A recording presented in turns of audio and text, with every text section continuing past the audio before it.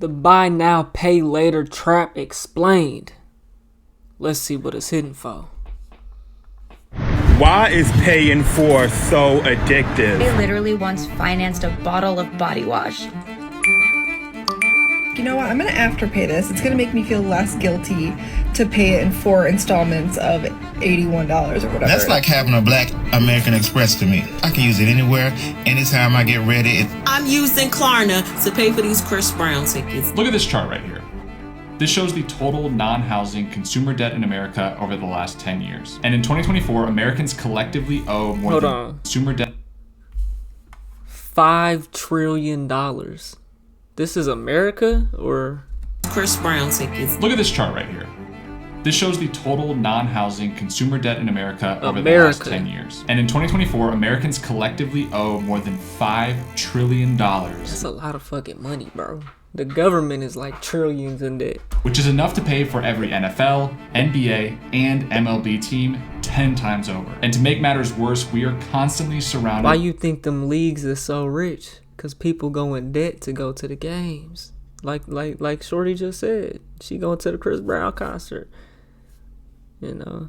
By psychological tricks and hidden fees to drive us further and further into debt. The worst of these tricks, the buy now, pay later programs that have been designed to take advantage of young adults. So when you buy a $100 pair of shoes and you only have to pay $25 that day, and then the pair of shoes show up at my apartment 3 days later, the shoes are $25. Why do I care if in 2 months I have to pay another $25? I don't know me 2 months from now. She can deal with that. Buy now, pay later is a short-term financing option that is offered by companies like Affirm, Klarna, or Afterpay. You'll typically see these options pop up on e-commerce stores, offering you the ability to buy what you want today while deferring your payment over a certain number of installments. So if you're looking to buy a new suitcase for a trip you have coming up and it's going to cost you $300, instead of paying that all today, you could buy the suitcase today and then... Come on, who's spending $300 on a suitcase, man? 300. This is just gotta be for examples, but shit, bro, that's a regular, that little bitty ass suitcase, bro.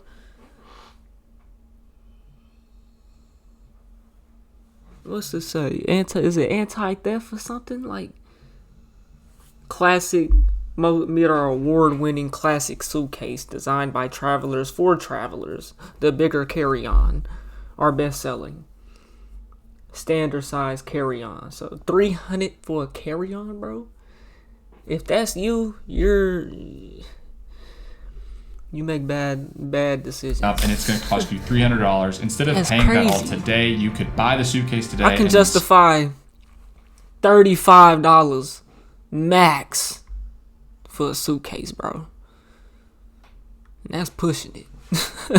Split the $300 across 4 equal interest-free payments. And you might think, great, interest-free. I can just sign up for these payments and then worry about paying it sometime later down the road. But it's not quite that simple. These buy now, pay later programs aren't necessarily groundbreaking financial technology. In fact, buy now, pay later programs are kind of a newer, modernized version of the old school layaway programs that you would see at stores like Kmart and Sears. These layaway programs allowed you to place a deposit on an item like a dishwasher, for example. And then the store would reserve that dishwasher for you to collect once you had paid off the dishwasher through their installment plan. But these layaway programs kind of fell off throughout much of the mid-20th century, mainly due to the introduction of credit cards and revolving lines of credit. Instead of using a layaway program and waiting to collect their item, people could just swipe a credit card, get their item today, and then worry about paying off that over the next couple months or years. The only problem is that a credit card will incur interest. People realize that if they didn't pay their credit card down on time, they would end up owing more than they initially spent on the item. So along came the modern marvel that is buy now, pay later, which gave you the best of both worlds. Get your product today, pay it off over a longer period of time, all while doing it interest-free. And that idea began hooking people in, because buy now, pay later has seen some explosive growth over the last 5 years, going from $2 billion in transaction volume in 2019 to $24.2 billion in 2021, and it's projected to reach as high as $122 billion in 2025. But this explosion wasn't just happening in a vacuum. It's actually part of 3 major cultural shifts that we've been seeing. First, it's gonna actually replace credit cards, bro. Cause I use Affirm, bro, but I use it smart. And how I use it is on things that I need that are expensive needs, and I do it at 0% interest, so I can keep the rest of that money and put it in a savings account. You know what I'm saying? But how it is, see, you can do the installments, bro, and you can get charged with interest if you stretch that shit out over 6 months to a year. I don't know if you got good history with them or whatever. Everybody's shit probably gonna be different, but I know my shit, bro. I can motherfucking pay something, bro. And it's like paid off in like a month and a half. You know what I'm saying? Like every 2 weeks. Like if you do it every 2 weeks, you won't get charged no interest, but you're gonna have to pay 50% up front. That's a good thing, because it makes you actually pay something out of pocket up front for that. You know what I'm saying? Like and if you're doing big purchases, you know what I'm saying, then you're gonna have to actually have some money, bro. You know, if you don't want to get charged no interest. That's what I do though. You know what I'm saying? Like certain things that if it's like 500 plus, I might put that on the you know, if it's like $1,000, put 500, you know, towards it, pay it off over the next 2 weeks interest free, take that other 500 and put it in a high yield savings account making 3-4%. That's what I do though. You know, you can pay 30%, 35% interest on that shit if you do the 6 month shit. And there's some people that do that. They'll put some shoes on 6 months. Now you're getting charged 30% interest. You're stupid. You know, you're stupid. This is a tool, and you gotta utilize it. Credit is a tool. Credit cards are a tool, bro. You gotta use it right. You know, don't use it wrong, man. Is the financialization of everything. Meaning we've moved from a completely cash-based society to a society in which we look at even a $5 coffee as an opportunity to finance the transaction. Second, we have the rise of social media driven. There should be some type of limit on it, bro, but you can buy anything you want with your credit card. So who's to say there should be a limit on it? You know, it's crazy. If you're that down bad to where you gotta go to McDonald's and put your $5 meal deal on a payment plan, bro, man. But then again, bro, that can really help somebody that's in a real struggle though, bro, and they pay it off. See, it's a lot of people, bro. The dangerous part in they're making these videos, bro, is because people get carried away with it and they abuse it, bro. And then they rack it up, and then they're trapped and they done fucked up. You know what I'm saying? But it's a tool, bro. And as long as you look at it like that, bro, and not something just free money, then you'll be alright, bro. You know. Consumption. As influencers showcase luxury lifestyle and products, buy now, pay later allows the average consumer the ability to experience those same things without actually incurring the cost today. And third, we have the post-pandemic spending boom, which has consumers using buy now, pay later as a form of revenge spending or buying things they feel like they missed out on during the pandemic. Combine all of that with a declining financial literacy among most young adults, and you have the perfect storm to make buy now, pay later explode as a new mentality. But why is this even a problem? If they're not charging interest, how can they actually be taking advantage of me as a consumer? To answer that question, we first need to look at the differences between buy now, pay later programs and traditional credit cards. Because on the outside, they're basically the same thing. Both financial devices allow you to buy something today that you might not necessarily be able to afford or be willing to put cash down today for. But a credit card usually involves some sort of approval process, application, review, and a credit report hit. Meanwhile, buy now, pay later programs offer an almost instantaneous approval for your purchase in the moment. Additionally, there was a point in time a firm wouldn't even let me get nothing off that hoe. Additionally, as we discussed, credit cards can accrue interest if not paid off by the end of the month. And that rate can be at crazy high rates, usually around 19 to 23%. On top of that, it's higher than that. If you're late with your payment or you miss a payment, credit card companies can also add on late payment fees that just end up waterfalling you into insane amounts of credit card debt off of fairly simple purchases to begin with. And on the other hand, buy now, pay later offers 0% interest, which sounds great, but that all depends on if you actually pay your payments on time. If you don't, you'll be subject to late payment fees that can range anywhere from $2 to $15. Bro, they even be saying no late fees though. They advertise it like that. Per payment and going all the way up to 25% of the total value of the purchase you made initially. And with all that said, buy now, pay later still might sound like a perfectly good alternative to credit cards, which is exactly what they want you to think. Because buy now, pay later programs weren't necessarily designed to help the consumer like you or me. They were designed for stores and brands that want to sell more through their website or in their stores. After all, that's why brands are willing to pay 2 to 3% more for their transaction fees to use a buy now, pay later program versus a traditional credit card processor. To give you an example, let's look at a $100 purchase. If you bought a $100 item using a normal credit card on their site, the brand was typically going to incur about a $2.50 charge to process that payment. And on the other hand, if you were to use a buy now, pay later program, that transaction fee that the brand has to pay goes from $2.50 to about $5. But the merchant fees are just the beginning when it comes to buy now, pay later. So let's look at how these companies actually make money beyond just charging the brand that hosts them on their website. First, like we just discussed, they're going to collect that merchant fee, which is anywhere from 4 to 6% of the transaction price. Second, they profit from late fees, like we talked about earlier, which has turned out to be a pretty substantial revenue source for companies like Affirm and Klarna, because 1 in every 3 users of these buy now, pay later programs actually ends up missing a payment. 1 in 3? That doesn't surprise me, bro, because there's a lot of fucking bum ass people out here, bro. Straight up. It's just fucking their life up. And third, every purchase that is made reveals something about you or your shopping habits, and these companies have realized that that is very valuable information for other brands. So they actually harvest a lot of the data from your checkout pages and then sell it to other brands that can then use it in their marketing or in their ad targeting. And finally, they benefit from the sheer volume of loans being opened up by packaging yours and everybody else's debt together and selling it to larger financial institutions. They can make money even when you pay on time. In other words, they've created a system where they win no matter what happens to you financially. So now let's look at buying an iPhone for $1,000. I'm telling y'all, bro, when I get rich, I'm gonna start like a loan company.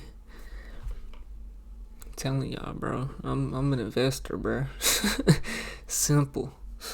I want to charge niggas 25% interest rates. You feel me? Shit, nigga, that's passive income, nigga. What the fuck you talking about? Nigga, you dish out 100 credit cards to 100 dummies.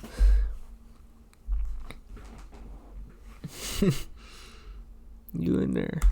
When you reach the checkout page, you have 3 options. Number 1, pay the full $1,000 up front. This is the simplest, cleanest, and easiest way to get out of the checkout. Bro, that drives more sales, bro. Even though the transaction that the merchant has to pay is higher, it drives way more sales, bro. Scotch-free. Option 2, you could use a credit card with the typical 22% APR to purchase the phone. And if you only made the minimum payments, you would end up paying about $1,480 over the course of 5 years, with $480 of that being the interest alone. And option number 3 is you could use Afterpay's 4-payment installment plan, where you pay $250 today and then $250 every 2 weeks until the plan is paid off. Which sounds like the best deal to you? You see, brands have mastered psychological manipulation throughout their website, but specifically on the last hurdle, which is the checkout page. And they do this through 4 key tricks. First, they exploit what psychologists call the pain of paying. By splitting the cost over a longer period of time, your brain actually registers less financial pain than paying the full amount up front. Second, they trigger That's very what is called true, the bro. temporal discount. It's true. And that's the reason why I use it strategically. But if you gotta think, if you talk about $1,000 purchase, bro, you pay $5 up front, you put the other $5 in the bank. Even if it's $2,000, $3,000, you pay half up front. You can put the other half, leave that in your interest account, and just you're making money off of that. You know, you're actually making interest in a sense. You know, even though that money's gonna be spent, you're still making something off of it as it's going out. I don't think that's stupid. There's nothing wrong with that. But you can also get caught up trying to do it like that as well if your shit's not in order, bro. You know? Counting, which is our tendency to value immediate rewards more than future benefits, or otherwise known as instant gratification. Pay just $25 today and it's yours sounds a lot better than waiting and saving up for it. Third, they will create artificial urgency by simulating limited time offers in the checkout page. And finally, they use colors and shapes to direct your eye exactly. Bro, them deals, all them sales and shit, bro, that should be cap. That shit ain't really on sale. You know what I'm saying? You're still getting fucked. You know what I'm saying? $200 off? Wow. The original price is $700. You're still getting fucked. You know what I'm saying? Finally, they use colors and shapes to direct your eye exactly where they want you to be looking. Have you ever noticed that the buy now, pay later button is often highlighted in a brighter color, and it's sometimes even pre-selected when you reach the checkout page? These aren't accidents. These are specific design decisions to short circuit your brain to make a financial decision more on an impulse than with rational. This is how people live. People live by just getting in debt, bro. Because they don't think, a lot of people won't never be shit. And that's just the way life is, bro. You can do better. You can be shit. It's up to you to do it, though. But a lot of people ain't gonna be it, and they know that. And so they just live life however the fuck they want to. They don't care. They don't. Thinking. Instead of thinking about a $100 purchase rationally and over a longer period of time, they'd rather have you just click the pay $25 now and worry about it later on. And again, this isn't necessarily a bad deal because people are always looking for interest-free ways of purchasing things so that their money can go and earn them more money while they're paying off the other thing that they purchased. But to do so requires some financial education or experience. Right. And sadly, most Americans are completely undereducated when it comes to financial literacy. Facts. So the instant gratification syndrome kicks in and they buy. Thanks to YouTube, bro, I learned everything I know. I be on YouTube every day just learning. That's all I do. Learning is my entertainment in a sense. Like, you know what I'm saying?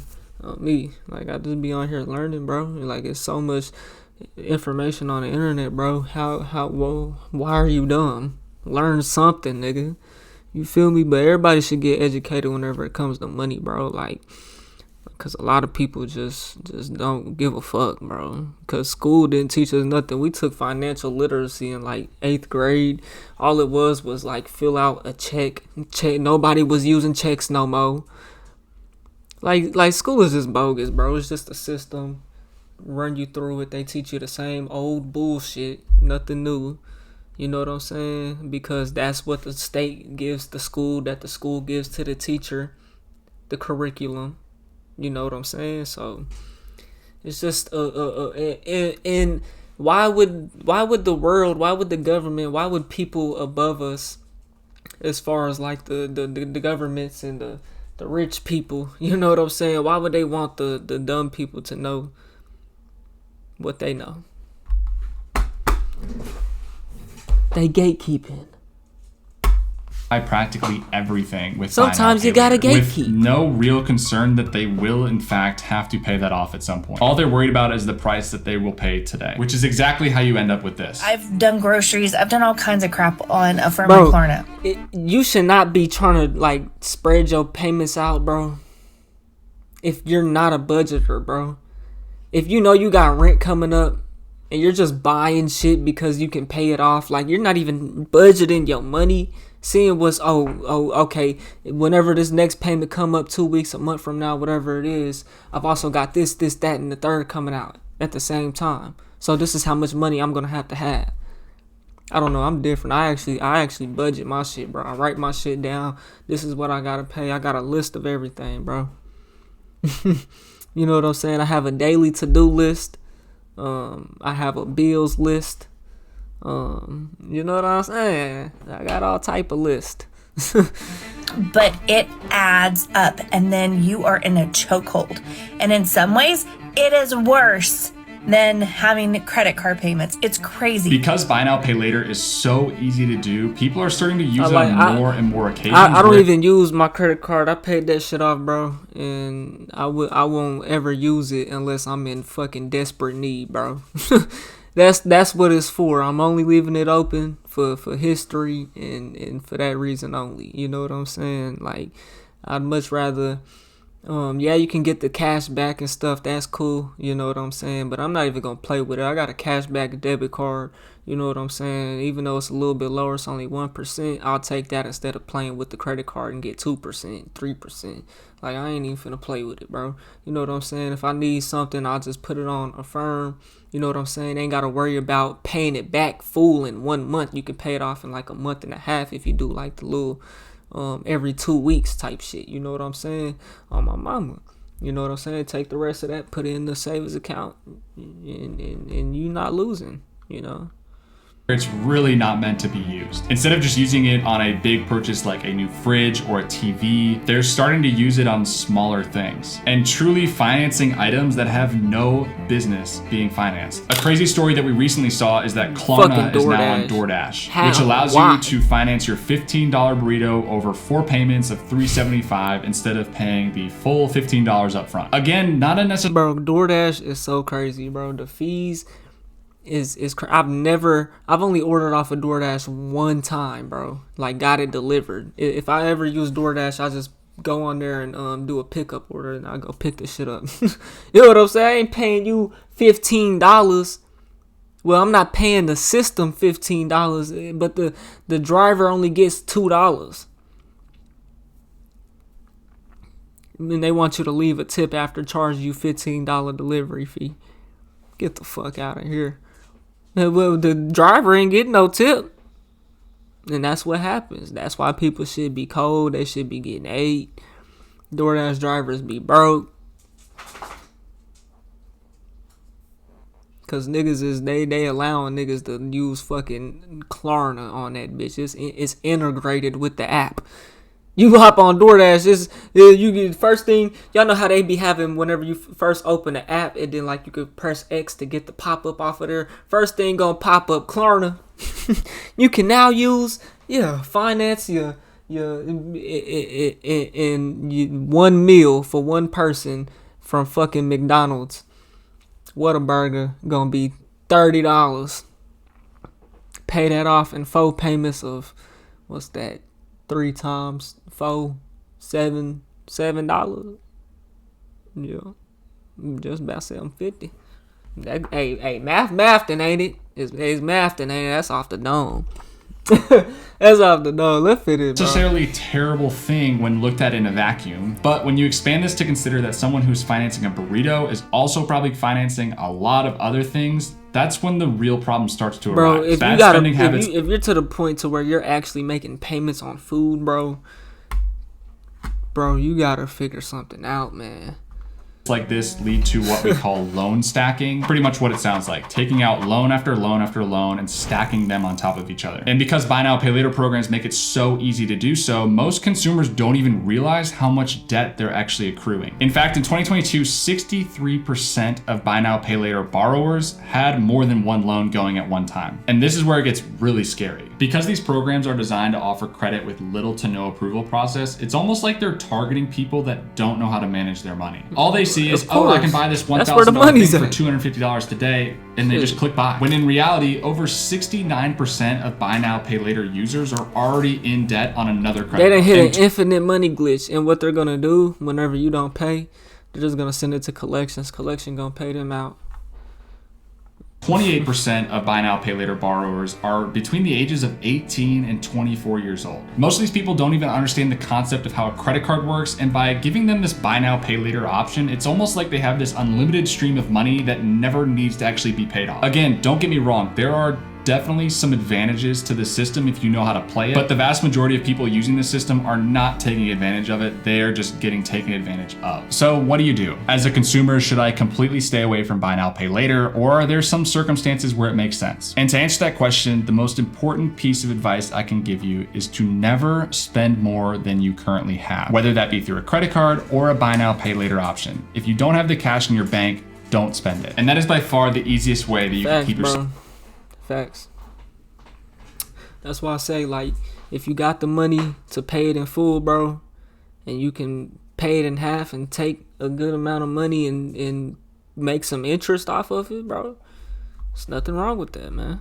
Yourself out of credit card debt. And if you feel confident in your financial abilities, feel free to use a credit gotta card be or smart, buy now, pay though, later man. option to earn more interest on your cash while it's sitting in your account versus just spending it immediately. But if you don't feel confident about this, treat your credit cards in a buy now, pay later program as if it's hooked directly up to your checking account. If you spend $100, that's $100 coming directly out of your account. Another tip I have is to avoid stacking these loans because that is where things can get very messy very quickly. If you start financing weekly expenses like gas, groceries, or that Friday night Chipotle bowl, it becomes a slippery slope because it is 100 times easier to get into debt than it is to get out of debt. But there you have it, the truth about buy now, pay later. These companies spend millions of Facts, dollars bro. in psychological. What y'all need to do, whatever you're making from your job, bro, whatever you're making from your source of income, you need to know how much you're making a month. Then you need to budget. What do you have to rent, utilities, and utilities, water, electric, gas, if you got gas. Those is your main 3-4 expenses. You know what I'm saying? Write that down. How much does that cost? What do you have after that? All right. What's your car? If you got a car, what's your car insurance? Okay. What's after that? You gotta eat. You know what I'm saying? You gotta eat. What else is there to life, bro? That's really like the main things. You gotta eat, bro. You know, you gotta drive. You know, you need a roof. You need utilities. You know, you gotta eat. After that, what's left? What do you want to spend your money on? What do you currently spend your money on? Like, what are you know what I'm saying? That's not a necessity. Are you spending more? If you're going in debt, then you're spending more than you have, bro. If you're making payments and you're not able to pay it off interest free, you're spending more than you have, bro. So you need to sit down. How much are you making a month? What are your necessities? After that, then see what are you wasting your money on? You know, and you might can cut back on your car insurance. You might can cut back on, you know, health insurance, whatever. Like, you can get cheaper rates or something. Like, if you got a lot of debt, bro, you can refinance your debt. You can consolidate your debt, bro. You know what I'm saying? Like straight up. You know, you don't like your interest rate. That interest rate is killing you, bro. You can refinance your debt. You can pay off your debt with another debt. Run the numbers. If it makes sense, bro, like if you got a loan, bro, at a 7% interest rate, right, and your credit card is 23% interest rate, pay that card off with the debt that you got with the 7% interest rate. And then make the payments on the 7%. You know, terms might be different, you know. Payment is probably going to be lower. It just depends on how far it's stretched out. You know, credit cards be stretched out like 10 years. So, it just depends. But you can do stuff like that, bro. Don't think that you got this interest rate, you're just stuck in that. No, refinancing is always an option, bro. You know, go find some credit somewhere else. Straight up. Hey, man, y'all let me know what y'all think, though, man. I think that was the end. Of Formula One Chipotle Bowl, it's true. Crazy. Anyways, we're gonna wrap it up right there. Y'all let me know what y'all think, though, down in the comment section, man. Hopefully y'all learned something from this video and y'all can make better decisions, man. If you did learn something, let me know what you learned down in the comment section and how you're gonna apply it to your life. You know what I'm saying? And if y'all got some game to give of your own, bro, drop it in the comments. You know what I'm saying? If you made it to the end of this video, man, drop a strong arm emoji down in the comment section, man. That's how I know you're really rocking with a nigga. We on the road to 100K, okay? So I need y'all to hit that like button, subscribe button, turn on all notifications so you never miss a video. If you made it to the end of this video and you bored, check out this video to the left or check out my music to the right. Just drop some new shit on all platforms, Spotify, Apple Music. All that good shit. I'll get at you on the next one, though, and I'm gone. It's TYP the 9.